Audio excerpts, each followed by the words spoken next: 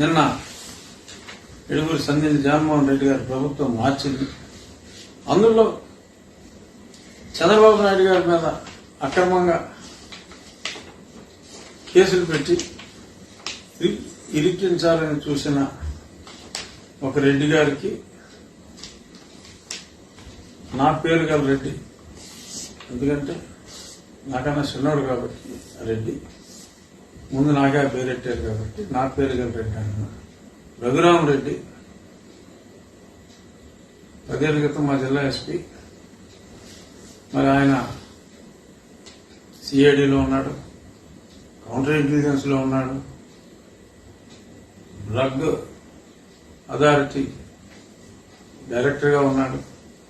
అసలు ఒక వ్యక్తికి అందరినీ పెద్ద పెద్ద ఆఫీసర్లని స్టేషనరీ ప్రింటింగ్ ఇలాంటి తొకడా పోస్టుల్లో పెద్ద పెద్ద ఆఫీసర్ని వేసి ఈ సోకాల్ రెడ్డి గారికి ఇప్పుడు కీలక శాఖలు ఇచ్చి ఇప్పుడు ఒక కీలక శాఖ డ్రగ్ లో కంటిన్యూ చేస్తూ నార్మల్ గా director general rank or at least additional director general rank top senior 3-4 IPS ఆఫీసర్లలో ఒకరికి ఇచ్చే పోస్టు విజిలెన్స్ అండ్ ఎన్ఫోర్స్మెంట్. మరి గతంలో డీజీ అవ్వక ముందు ఈ మన డీజీ కడపరెడ్డి గారు, అంటే ఆయన పేరు రాజేంద్రనాథ్ రెడ్డి గారు, కసిరెడ్డి రాజేంద్రనాథ్ రెడ్డి గారు, మరి ఆయన నిర్వహించిన పోస్ట్ అది చాలా ఇంపార్టెంట్ పోస్ట్.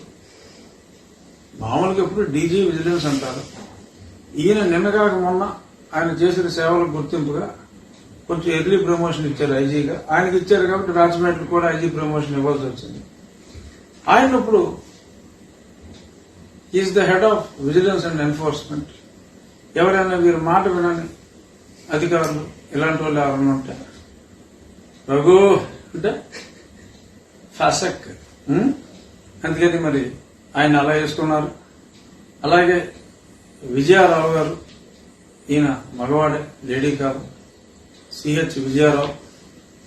ఆయన్ని మరి గతంలో నెల్లూరులో పనిచేశారు. మరి ఆయన ఉన్నప్పుడు ఎంతో మంది దళితులు మత్స్యకారులు ఆత్మహత్య చేసుకున్నారంటారు. మరి వారు ఏం కావించబడ్డారో సోమిరెడ్డి గారిని అడిగితే సోమిరెడ్డి చంద్రశేఖర్ రెడ్డి గారికి బాగా తెలుసు. ఎన్నో ఎస్సీ అట్రాసిటీస్ జరిగినాయి. ఆ మధ్యన ఢిల్లీ కూడా వచ్చారు సోమిరెడ్డి గారు. వారితో కలిసి మేము కూడా కంప్లైంట్లు ఇచ్చాం. ఫలితం ప్రస్తుతానికైతే శూన్యం.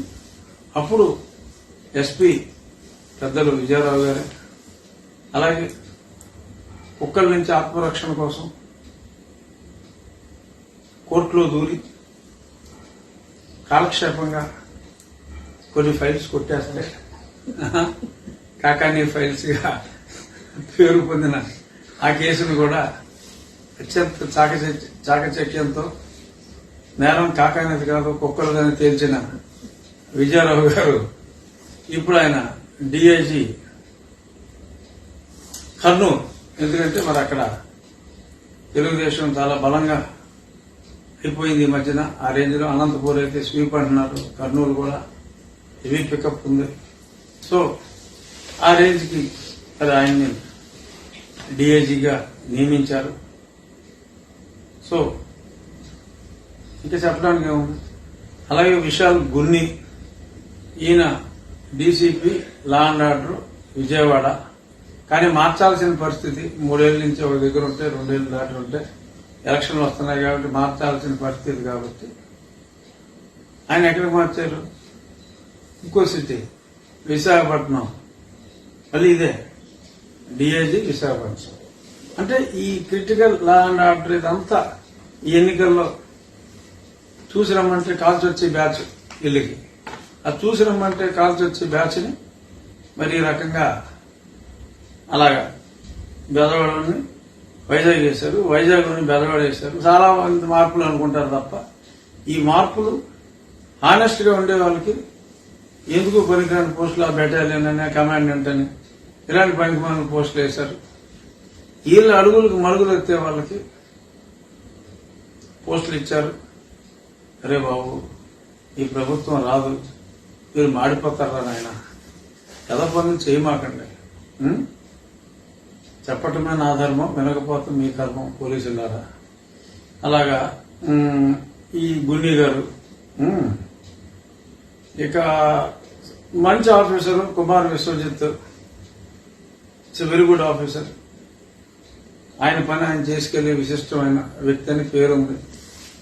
మరి ఆయన విజిలెన్స్ అండ్ ఎన్ఫోర్స్మెంట్ లో ఉన్నారు. Is already additional DG, real అర్హుడైన ర్యాంక్ లో ఉన్నాడు, ఆ పోస్ట్ లో ఉన్నాడు. ఆయన ఇప్పుడు రైలు బండి ఎక్కించారు.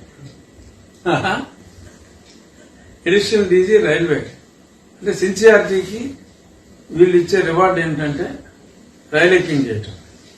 ఎందుకంటే దారుణం ఉంటుందా? అలాగే అతుల్ సింగ్ గారు, ఆయన మంచి ఆఫీసర్, పోలీస్ రిక్రూట్మెంట్ బోర్డులో ఉన్నాడు. తీసేసి ఏదో ఏపీఎస్పీ ఏదో పనికిరాని పోస్ట్, అడిషనల్ డీజీ ర్యాంకు. ఇంతమంది అడిషనల్ డీజీ ర్యాంకులో అద్భుతమైన వాళ్ళు ఉండగా రఘురామరెడ్డికి విజిలెన్స్ ఎందుకు ఇచ్చాడండి జగన్మోహన్ రెడ్డి? దాన్ని ఎందుకు రికమెండ్ చేశారండి జవహర్ రెడ్డి? దాన్ని ఎందుకు సపోర్ట్ చేశారండి కసిరెడ్డి, రాజేంద్రనాథ్ రెడ్డి? దాన్ని ఎలాగ సీఎం దగ్గరికి తీసుకెళ్లారండి ధనంజయ రెడ్డి? ఏంటంటే ఒకటే పేర్లు వచ్చేస్తున్నాయి చివర్లు. సరే, మీకే తెలుసు. అలా ఇంకా మరి ఫకీరప్ప గారు, ఈ ఫకీరప్ప గారికి పెద్ద స్టోరీ. ఎస్పీ టెంపరీగా ఏదో సిఐడీలు వేశారు. ఇప్పుడు మొన్న ఈ సిఐడి వ్యవహారాలు ఎక్కువ చేశారు కాబట్టి అప్పుడు ఆయన విశాఖపట్నం జాయింట్ కమిషనర్, అద్భుతమైన పోస్టు. మరి దానికి ముందు కర్నూలులో ఉన్నారు ఈ ఫకీరప్ప గారు. కర్నూలులో మరి సిబిఐ వచ్చి అరెస్ట్ చేయాలని చెప్పి అవినాష్ రెడ్డి గారిని ఎంత ప్రయత్నించినప్పటికీ కడపలో అయితే కొంచెం ఇబ్బంది ఉంటుందని చెప్పి కర్నూలు వచ్చేయమ్మా, ఇక్కడ హాస్పిటల్లో ఉండి నేను చూసుకుంటానని మరి ఇక్కడ కర్నూలులో సిబిఐని కూడా మరి కదలనివ్వకుండా మరి ఆయనకి రక్షణ కల్పించిన ఒక విశిష్ట పోలీస్ ఆఫీసర్ మరి ఈయన ఫకీరప్ప గారు.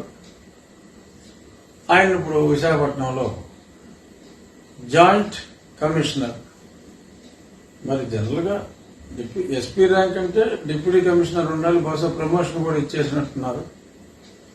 సరే, Amit Bardhan SP CID commandant, పాపం ఈయన ఆ సిఐడిలో తప్పు చేయకూడదని చెప్పుకుంటాడు, ఆయన లేపేశారు.